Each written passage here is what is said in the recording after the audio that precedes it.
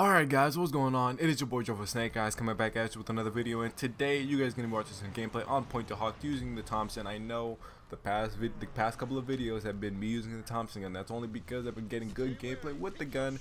Even though it's not the best, I've been trying to make it work, and it has been working so far, so that's why you've seen gameplay on that. Today guys, I want to talk about supply drops, because supply drops are kind of taking over the game right now in the industry. You know, people have been getting, or companies have been getting backlashes from supply drops in the communities and things like that. So like, starting off with EA and Battlefront, if you guys haven't heard, EA actually took down the service for supply drops because that game was starting to become pay to win, where if you guys don't know what that is, it's literally you pay money, real life money in game to get better loot that makes you better than the opponent. So whether it be extra health, extra strength, things like that, it just makes you better than the opponent, and it gives you advantage over them. And people don't like that because some people can't afford supply drops or pay a lot of money for supply drops, and while other people can, they can spend hundreds of dollars and get all the best loot. So that's why that they had such a big backlash from the community, is because people don't want that. If you look at Overwatch, anything that you get out of a supply drop you can get in the game by just working hard or paying a little in-game currency for it that you get from playing the game. So whether it be a costume, a voice line, or things like that, you can get that without having to pay money on the game at all. Same thing goes with Infinite Warfare. You guys remember that they actually did it the best way possible in Call of Duty, to where any game or any gun that came out in supply drops you can get from doing a challenge in the game. So it's either you can pay money or you can just do the challenge and, you know, maybe take a couple hours or things like that. So that's why people actually really enjoyed the supply drop system in Infinite Warfare, because they did it right.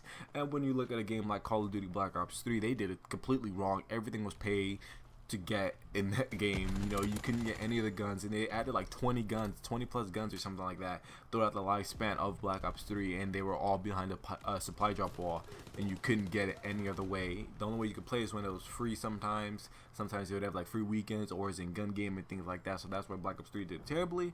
And you know, starting off with Call of Duty World War 2, they're doing it alright. Supply drops in Call of Duty World War 2 are kind of suckish. There's kind of no reason to get them. There's no reason to worry about supply drops. So I wonder what they're gonna do with that. If they're gonna add new guns, add new camos, add new outfits. We just have to wait and see what they add. Cause I wouldn't mind them adding some new weapons in this game, but that's besides the point. Like I said, supply drops, they're kind of taking over the gaming industry. They're basically in every game since Advanced Warfare. I like to think that's when it became popular to have supply drops or loot boxes or loot crates in any games. I'm pretty sure there was some in there before, but you guys could correct me if I'm wrong here. But I think Call of Duty did make it the most popular when it came out in Advanced Warfare, because they realized how much money that game made over just supply drops. So a lot of people started doing it, whether it be Overwatch or what was it, EA with Battlefront and Battlefield. I'm not sure if Gears of War has it or Halo, things like that, but like many mainstream first-person shooters tend to have supply drops or loot crates or some way, shape, or form to where you can open it and get some loot. They also have it in NBA. They also have it in FIFA, I'm pretty sure, or like something similar to that, where they kind of like get cards. So a lot of games do have them, but a lot of games do it differently from others, whether it be pay to win or whether it be cosmetic only or things like that, where you can get it in the supply drop but also get it in the game through working and, you know, doing challenges. So a lot of people are doing it in many different ways, but some are just doing it in the wrong way. And I really do think that supply drops or loot crates or anything like that need to go back to just being cosmetic changes, or need to be something that's not really the forerunner or the front runner for the game, because they shouldn't be selling people on supply drops. They should be selling people on the game and actually playing the game to get in-game loot that should already be in the game. Like, we shouldn't have to buy things that are in supply drops that should already be in the game, no matter what, whether it be outfits or guns or weapon skins or camos or things like that. They should already be in the game, and that's why games nowadays have so much DLC, is because they know people will buy it, whether it be a hardcore Call of Duty fan, Overwatch fan, or Battlefront fan. Like, people are going to pay money for things that they want in a game that they love, which makes sense. You know, it's understandable why they would want to have supply drops, because it makes a lot of money. But like, games nowadays, they just, all the content is always behind money walls, whether it be to pay for it, whether it be season passes or DLC drops and things like that. Like, companies need to go back to the way it was before, where the whole game came packaged with DLC content, add-ons, extras. And nowadays it's just you just get the game. Basically, that's all you get. You get the game, whether it has campaign, multiplayer, or anything like that. It's all you get. So it's like, why even bother? It's like, there's no point, not unless it's like something that makes you overpowered or something that makes you look cooler. But it's like, it's just a waste of money, to be honest. Like, if you want to spend money on supply drops, go ahead.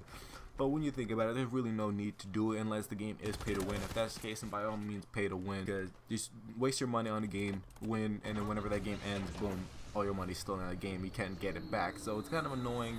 Supply drops is just kind of a thing in this game that are just gonna be around forever. They're gonna be around for a long time, to be honest, and many games are gonna have them. Many games will do it different ways. They just need to find a way to make it good for that game, whether it be Battlefront or Call of Duty. Like, each game has their own way of dealing with supply drops.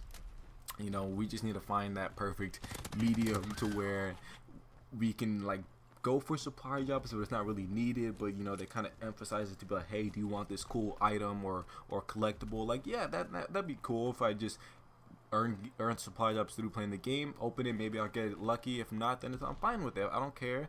I'm not gonna lose out if I don't have it. So me personally, I think they should just have cosmetic only for any game that has loot boxes. Just make it cosmetic, make it, you know, look different from somebody else's, or make you look cooler than somebody else. I think they should just do that and stick with that, because that's what's best for players, because people don't want to pay money on a game that they already paid $60 for, you know, maybe $100 depending on the edition that they got. You know, just like that, supply drops are a big part of the gaming community right now. I wish it would just go back to normal where supply drops weren't really a thing.